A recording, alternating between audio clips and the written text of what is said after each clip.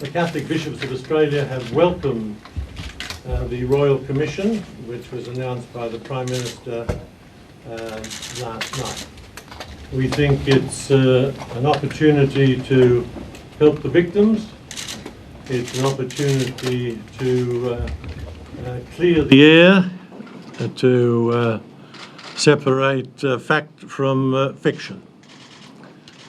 The first thing I would like to do is to repeat what I and the church leadership have said for the last 16 years, which is that we are not interested in denying the extent of misdoing in the Catholic Church. We object to it being exaggerated.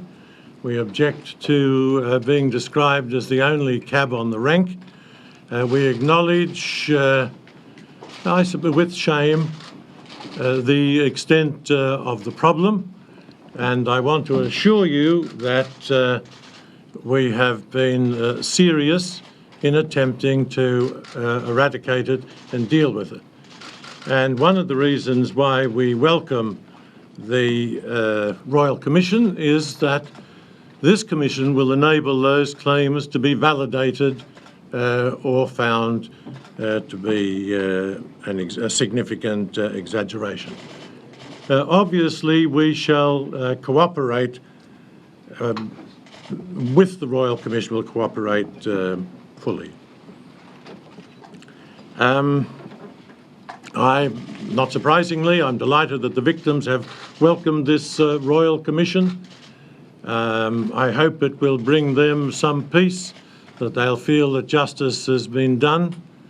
One question I think that might be asked is just to what extent the victims are helped by a continuing furore in the press over these allegations. The pursuit of justice is an absolute entitlement for everyone. That being said, to what extent are wounds simply opened by the rerunning of events which have been reported not only once but many times previously? Someone asked this morning in our press office about the role of a cardinal and my position in the Catholic Church. The cardinal is not a scriptural term like bishop or presbyter. Whether we say priest is a scriptural term is a bit disputed. It's got a history, though, a cardinal of over 1,000 years. A cardinal is an official of the Church of Rome, the geographical Church of Rome, which is headed by the successor of Peter, the Pope. So, for example, I have a church in Rome as a cardinal. A cardinal is an advisor to the Pope, and our biggest role is that we elect the new Pope.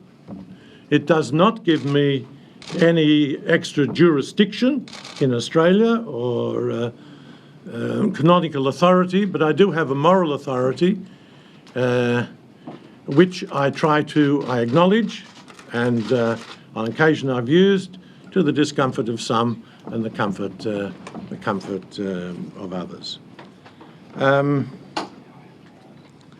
The procedures,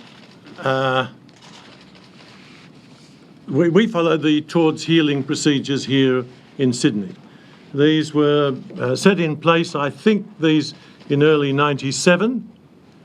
They've been twice reviewed by Professor Parkinson, one of the leading authorities in the area.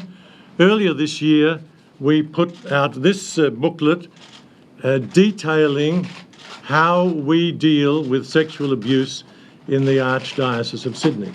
I have brought extra copies. I'm not sure we have quite enough for everybody here, but there are many copies, and I'd ask you to take one just to demonstrate what we are doing and what are the protocols.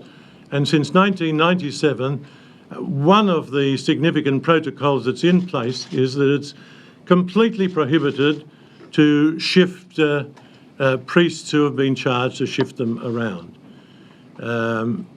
if and where that's been done, that is against the protocols. I think a final point, quite a number of historic events have been investigated. That's entirely appropriate. I think another question that might be asked is whether the police have adequate resources to deal with the actual problems that are happening today. I think that's an important issue. That's one of the reasons we asked for the statistics to be provided. One, because we can compare past and present, and secondly, I think that those statistics will certainly show that the only community that is or has produced culprits is not just the Catholic Church or the Christian communities, nor just the non-government communities.